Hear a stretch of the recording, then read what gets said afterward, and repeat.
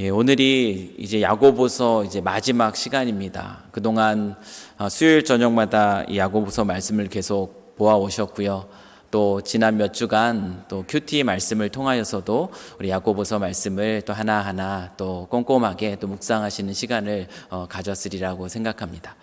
오늘 이제 야고보서 마지막 시간을 말씀을 나누기 전에 잠깐 지난 내용을 돌아본다면, 우리 지난 시간까지 그 고난과 또 핍박 가운데에서 있었던 그 흩어진 우리 그리스도인들에게 우리 야고보가 무엇을 가르쳐 왔습니까?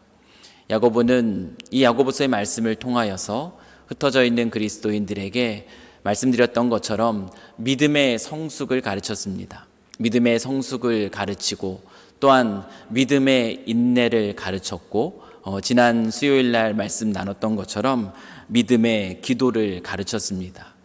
그리스도인들은 그 믿음의 기도 가운데 또 인내함으로 믿음을 지키고 또 믿음의 성숙을 이루어갈 때, 그때 하나님이 우리에게 약속해 주시는 놀라운 영적인 축복을 누릴 수가 있습니다. 우리가 이 사실을 기억하시면서 날마다 또 믿음의 성숙을 또 아름답게 이루어 가시는 일에 힘쓰시는 저와 여러분이 되기를 이 시간 간절히 소망합니다.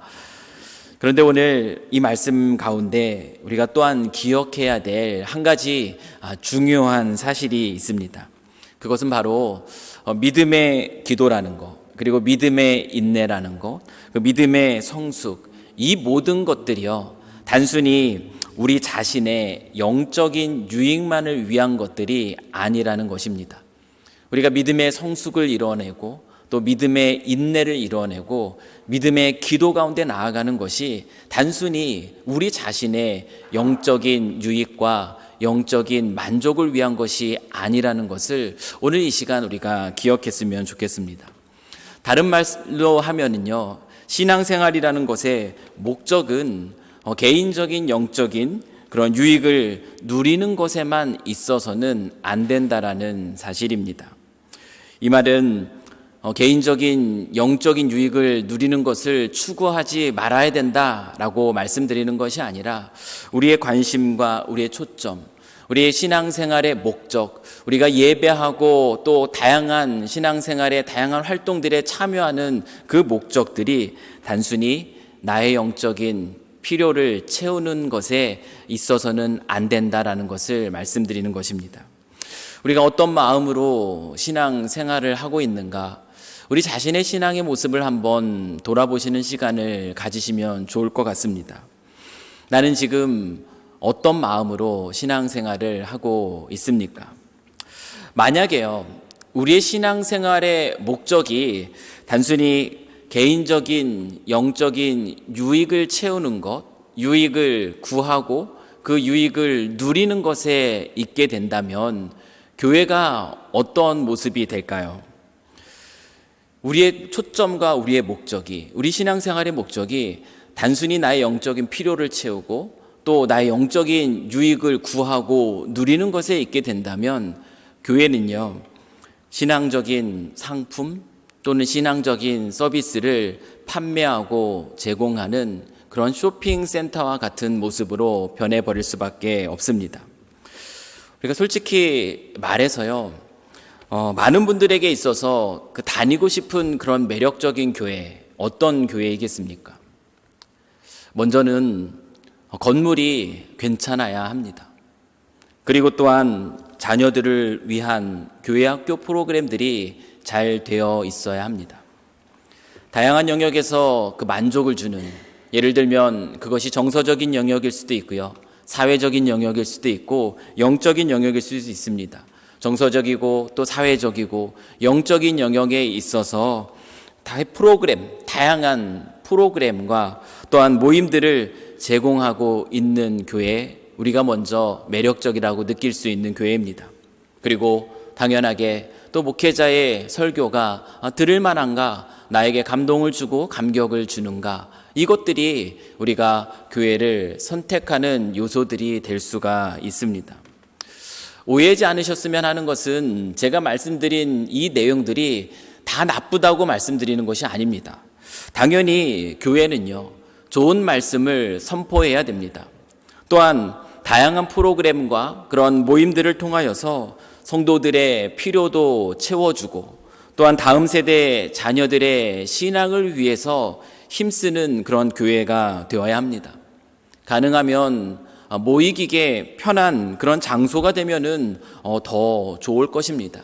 제가 말씀드린 이 내용들이 나쁘다고 얘기하는 것이 아닙니다. 제가 지금 말씀드리고자 하는 것은 무엇이냐면 우리의 관심이요, 우리의 신앙생활의 관심이 단순히 나에게 유익한 어떤 교회에서 제공하고 있는 어떤 것들에만 우리의 관심이 놓여 있을 때 교회는 단순히 그저 나를 위한 어떤 종교적인 상품과 종교적인 서비스를 제공하는 곳으로 우리가 생각하게 된다라는 것입니다. 결국에는 다른 말로 하면요, 우리의 신앙생활이 개인적인 것이 되어버립니다. 나를 위해서만 교회를 다니게 되는 것입니다. 함께 예배하고 있지만 옆에 있는 지체들보다 더 중요한 것이 뭐냐면 내가 이 교회 안에서 무엇을 누리고 어떤 공급을 받고 어떻게 더 좋은 것들을 맛볼 수 있는가, 이와 같은 개인적인 신앙생활로 변해버리고 만다는 것입니다. 이런 신앙생활의 모습은 많은 교회 가운데 나타나고 있는 모습 중에 하나입니다. 그런데 이런 모습은 성경이 우리에게 가르쳐주고 있는 신앙생활의 모습이 아닙니다. 우리의 관심은요, 나를 넘어설 수 있어야 됩니다. 그리스도인으로서의 우리의 관심은 당연히 나의 영적인 성숙, 관심을 가져야 됩니다. 그러나 거기에 머물러 있어서는 안 되고요, 우리의 관심이 함께 지체됨을 이루고 있는 공동체를 향하여 나아가야 됩니다. 그것이 성경이 가르쳐주고 있는 신앙생활의 중요한 모습입니다. 야고보서가 가르쳐주고 있는 것도 마찬가지입니다. 야고보가요, 지금까지 살펴본 말씀을 통하여서 믿음의 성숙, 믿음의 인내, 믿음의 기도를 가르칠 때 그것이 단순히 성도 개개인의 만족과 유익을 구하는 것으로 야고보가 가르치고 있지 않습니다. 다시 한번 이 야고보서의 말씀을 천천히 한번 다시 읽어보면요, 야고보가 믿음의 성숙을 가르칠 때 무엇을 가르칩니까? 믿음의 성숙을 가르칠 때 어떤 성숙함에 대해서 이야기했냐면은 공동체 안에서 서로 사랑하고 또 서로 긍휼을 베풀고 또 이해하고 용납하면서 화평함을 이루어가는 성숙함, 이와 같은 성숙함을 이루라고 이야기를 합니다. 야고보가 가르치는 믿음의 성숙은 단순히 내 믿음이 어떤 성경적인 지식과 어떤 영적인 은사를 발휘함으로 내가 어떻게 성장하는 것, 그것에 초점을 맞추고 있지 않습니다. 믿음의 성숙이 공동체 안에서 어떻게 드러나는가? 진정한 행함이 있는 믿음은 긍휼을 나타내는 것이고, 진정한 행함이 있는 죽지 않은 믿음은 서로 화평을 이루어하는 것이다. 믿음의 성숙함의 모습이 공동체로 향하고 있는 것을 다시 한번 읽어보시면 여러분들을 발견할 수 있습니다. 믿음의 인내도 마찬가지입니다. 믿음의 인내, 이 고난과 핍박이 있는 가운데 인내함으로 믿음을 지켜나가는 그 모습, 야고보가 가르쳐주는 것 무엇이냐면 믿음의 인내, 고난과 어려움 속에 있을 때 서로 원망하지 말라고 이야기합니다. 서로 원망하지 말고 또 소망 가운데 서로 격려함으로 믿음의 인내를 이루어 가라고 이야기합니다. 믿음의 인내 마찬가지로요, 공동체 안에서 함께하는 인내를 이야기합니다. 믿음의 기도는 어떻습니까? 지난주에도 말씀 나눴던 것처럼 고난당할 때 기도하고 즐거워할 때 찬송하며 개인적으로 하나님께 기도함으로 나아가는 것에 대해서 가르쳤습니다. 그러나 거기에서 머무르지 않았던 것 우리가 기억합니다. 병든 자, 기도할 수 없는 자는 교회의 대표들을 초대하여서 함께 기도하기를 구하라. 공동체가 함께 기도할 것에 대해서, 서로를 위해서 기도할 것에 대해서 가르치고 있는 모습들을 우리가 지난 시간에 역시 살펴보았습니다. 오늘 야고보서의 그 마지막 두 절, 이 19절, 20절 이 두 절의 말씀도 마찬가지입니다. 야고보의 시선은요, 우리 개인의 관심으로부터 늘 공동체를 향한 관심으로 우리를 이끕니다. 보통 이 서신서의 말씀을 보면은 그 마지막 부분이 어떻게 끝이 납니까? 서신서의 마지막은요, 그리스도 예수의 은혜가 너희에게 임하기를 원한다. 또는 그리스도 예수의 사랑이 너희 가운데 임하기를 원한다. 우리가 하나님께 영광 돌리기를 원한다. 이와 같은 인사말로 보통 서신서가 마무리가 됩니다. 그런데 우리가 함께 읽은 이 야고보서의 말씀, 이 말씀 가운데는 그런 인사말들이 없습니다. 그리스도의 은혜, 그리스도의 사랑, 하나님께 영광을 돌리기를 원한다는 그와 같은 인사말이 없어요. 인사말이 없고요. 그것도 생략한 채 마지막 급하게 중요한 한 가지 권면을 함으로 편지를 마무리합니다. 마지막 권면의 말씀, 끝까지 정말 인사말도 하기 전에 이렇게 마칠 수밖에 없었던 그 권면의 말씀이 어떤 말씀인가요? 19절, 20절 말씀을 제가 다시 한번 읽어드리도록 하겠습니다. 내 형제들아, 너희 중에 미혹되어 진리를 떠난 자를 누가 돌아서게 하면 너희가 알 것은 죄인을 미혹된 길에서 돌아서게 하는 자가 그의 영혼을 사망에서 구원할 것이며 허다한 죄를 덮을 것임이라. 마지막 두 절의 권면이 이와 같은 내용입니다. 무슨 내용입니까? 야고보는요, 끝까지 우리의 시선을 어디로 향하게 하냐면 그리스도의 몸된 교회를 이루는 지체들, 공동체를 향하게 합니다. 믿음의 공동체를 돌아보아라 라는 권면이 바로 마지막 두 절의 말씀입니다. 믿음의 공동체를 향한 야고보의 마지막 이 권면의 말씀, 이 두 절의 말씀이 오늘 우리가 함께 살펴볼 내용입니다. 야고보가 권면하고 있는 내용들, 우리가 방금 읽었던 이 내용을 보시면 아시다시피 무엇에 관한 얘기입니까? 미혹되어서 진리를 떠난 자들에 관한 얘기입니다. 미혹되어서 진리를 떠난 자들을 그냥 내버려 두지 말아라. 야고보가요, 믿음의 성숙과 믿음의 인내와 믿음의 기도를 가르치고 마지막 던지는 그 두 절의 말씀이 믿음의 공동체 돌아보라. 그 공동체 안에서 미혹되어서 진리를 떠난 자가 있는가 살펴보라.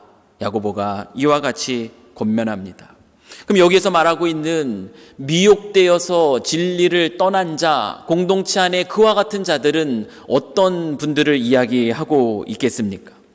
당시에는요, 이 고난과 이 핍박이라는 그 그리스도인으로서 그 믿음을 지키기 어려운 이 상황 속에서 그 고난과 핍박이라는 이유 때문에 그리스도의 신앙을 버리고 다시 유대교로 돌아가는 성도들도 있었습니다. 또한 거짓된 가르침, 그 거짓된 가르침에 속아서 예수 그리스도를 믿는 신앙 안에서 멀어져 간 성도들도 있었습니다.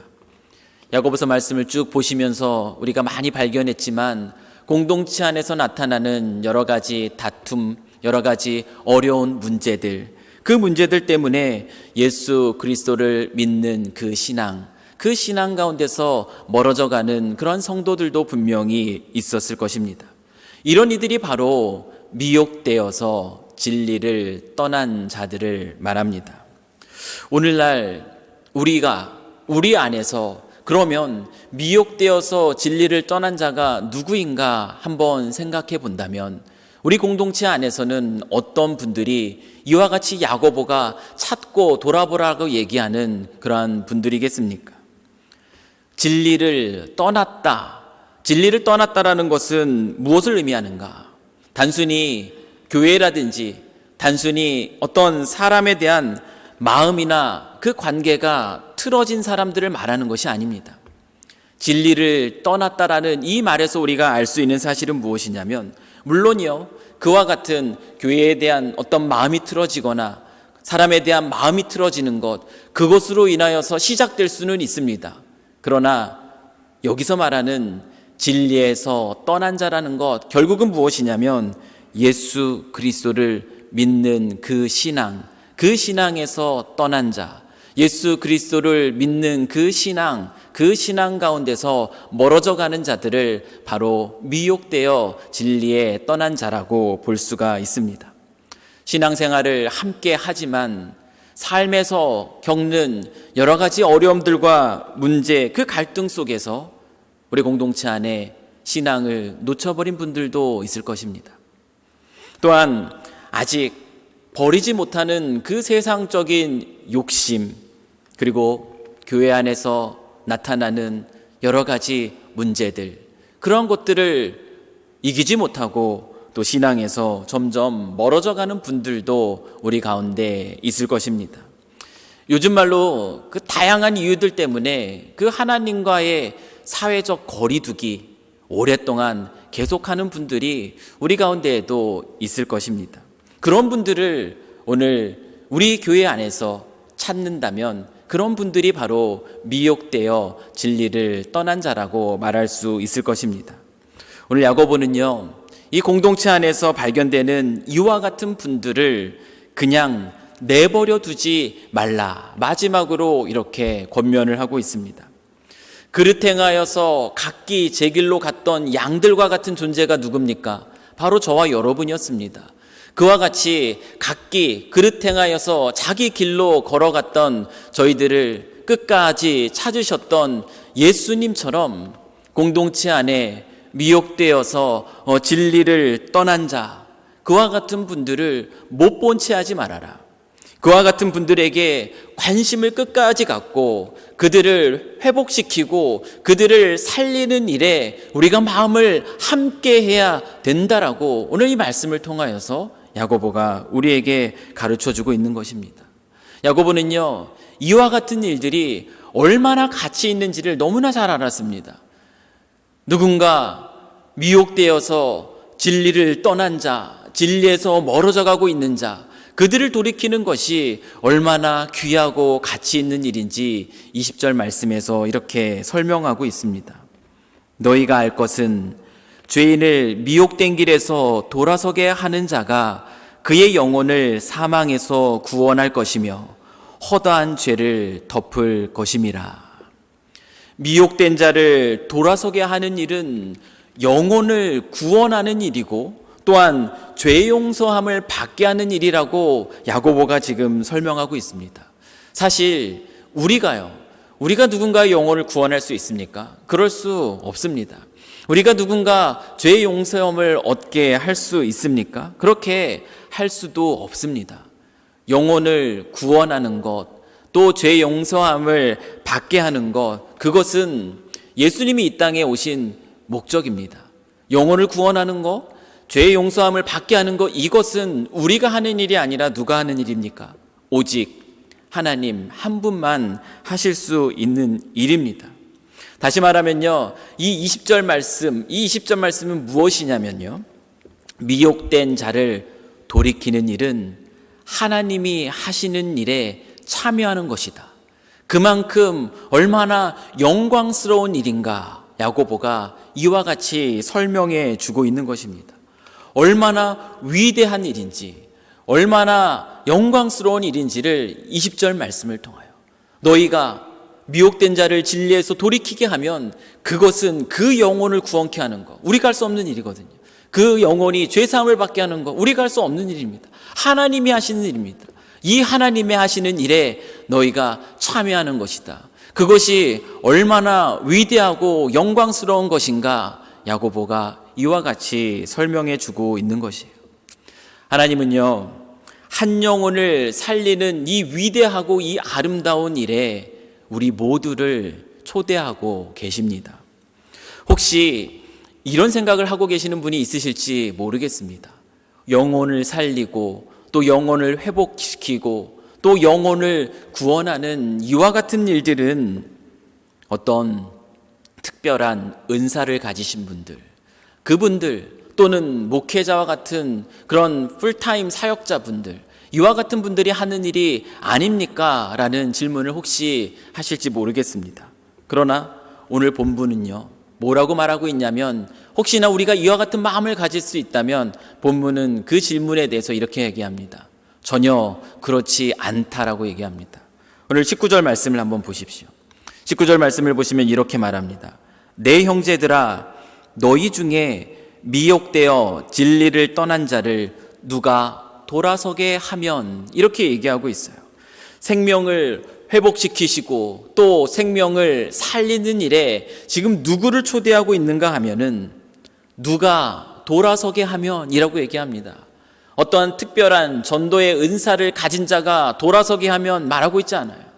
풀타임으로 헌신한 목회자가 이와 같은 일을 하면이라고 얘기하고 있지 않습니다.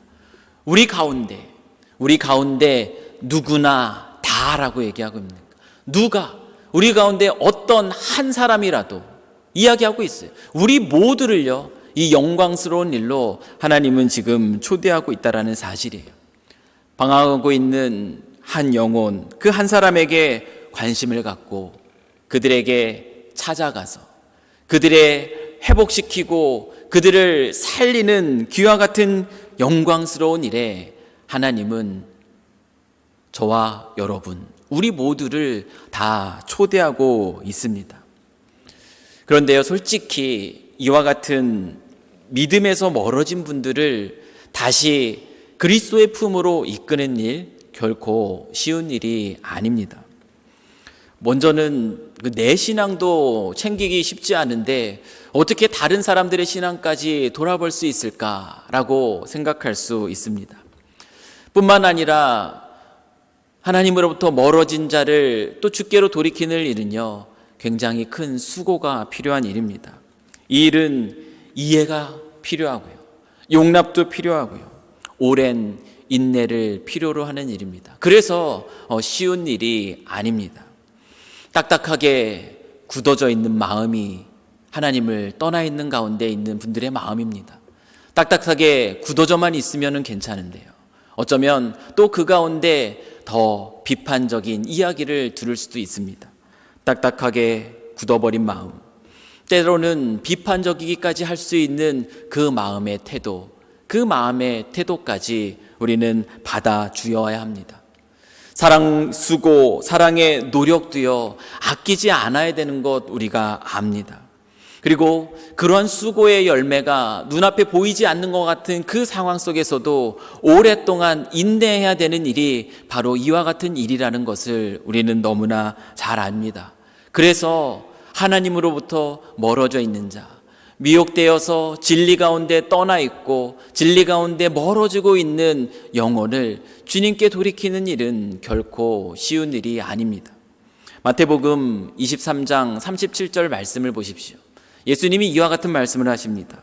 예루살렘아, 예루살렘아, 선지자들을 죽이고 내게 파송된 자들을 돌로 치는 자여, 암탉이 그 새끼를 날개 아래에 모음같이 내가 내 자녀를 모으려 한 일이 몇 번이더냐. 그러나 너희가 원하지 아니하였도다. 미혹된 자를 돌이키게 하는 일들은요, 예수님이 방금 이렇게 말씀하신 것처럼 예수님에게도 쉽지 않은 일이었습니다. 우리가 누군가 공동체 안에 그와 같은 자들을 찾아서 그와 같은 자들을 돌이키게 하는 일, 쉽지 않은 일입니다. 그러나 예수님께서 그와 같은 상황 속에서도 끝까지 그 일들을 감당하셨던 것처럼, 그럼에도 불구하고 공동체를 돌아보면서 믿음에서 떠난 자, 믿음에서 멀어져 가는 자들을 회복시키고 살리는 일, 그 일들이 교회 공동체에 얼마나 중요한 일인가, 그것을 기억하면서 야고보가 그 말씀을 끝내면서 인사말조차 남기지 못한 채 이 중요한 진리를 우리에게 가르쳐 주고 있습니다.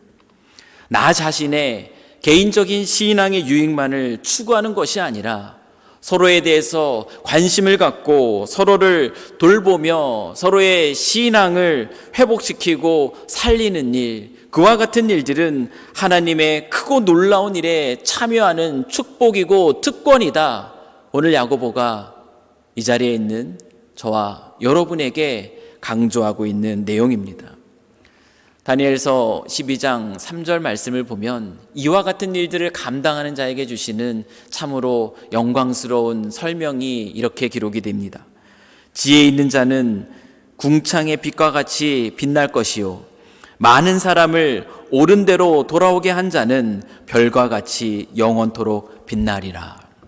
이 약속의 말씀이 들려주고 있는 것처럼 미혹된 자를 진리 가운데 돌이키고 회복시키는 그 일들은 하나님의 영광스러운 일, 그 일에 참여하는 것입니다.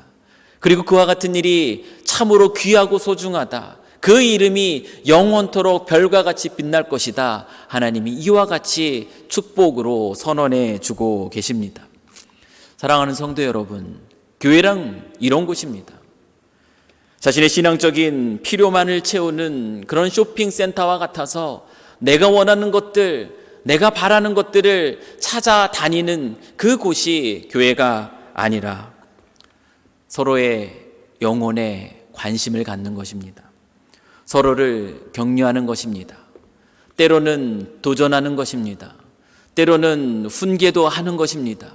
그와 같이 관심을 갖고 격려하고 또 도전하고 훈계하면서 서로의 신앙을 세워가는 것.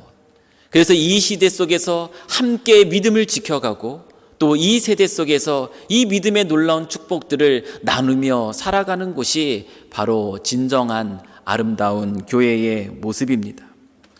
혹시라도 미혹된 자들이 우리 가운데 있을 때에 그냥 내버려 두고 그냥 그와 같은 자들은 그럴 수밖에 없어라고 하는 거 너무나 쉬운 일입니다.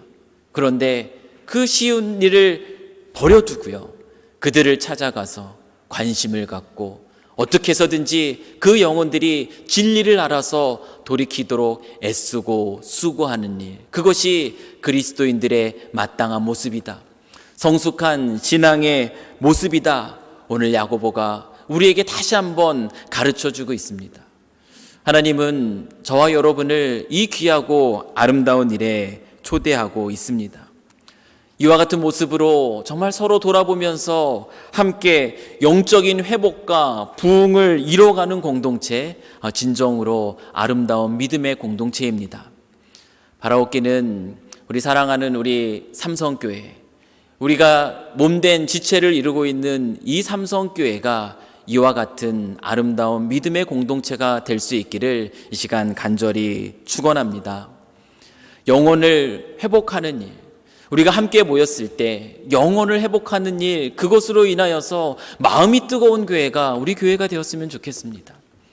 그저 나 하나 신앙적으로 유익을 얻기 위해서 예배를 통해서 그래 내 영적인 회복, 다양한 프로그램을 통해서 그래 나의 지적인 만족, 이런 것들에 마음 쓰는 것, 거기에만 머물러 있는 것이 아니라 우리가 함께 예배하면서 약해 있는 지체들을 생각하고 함께 말씀을 배우면서 말씀을 묵상하면서 함께 있는 지체들의 그 연약함이 생각나서 그들을 위해서 기도하지 않을 수 없는 그 뜨거움이 가득한 공동체, 그 공동체가 우리 사랑하는 우리 삼성교회 공동체가 되기를 이 시간 간절히 소망합니다.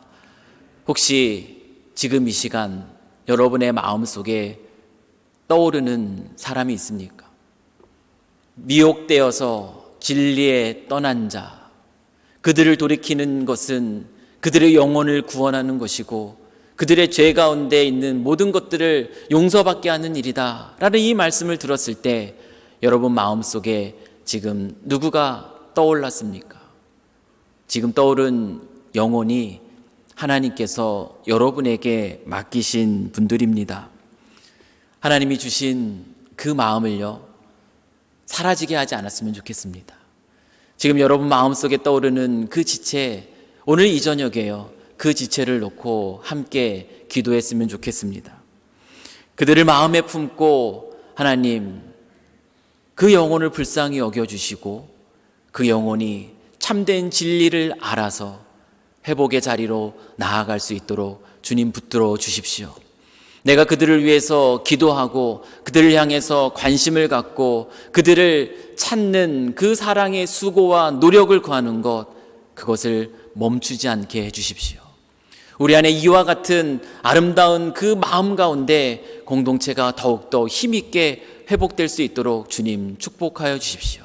이 마음으로 이 저녁에 우리가 함께 기도하면서 정말 영혼을 향한 그 사랑으로 뜨거운 우리 삼성교회 공동체를 만들어 가실 수 있는 저와 여러분이 될 수 있기를 이 시간 간절히 축원합니다.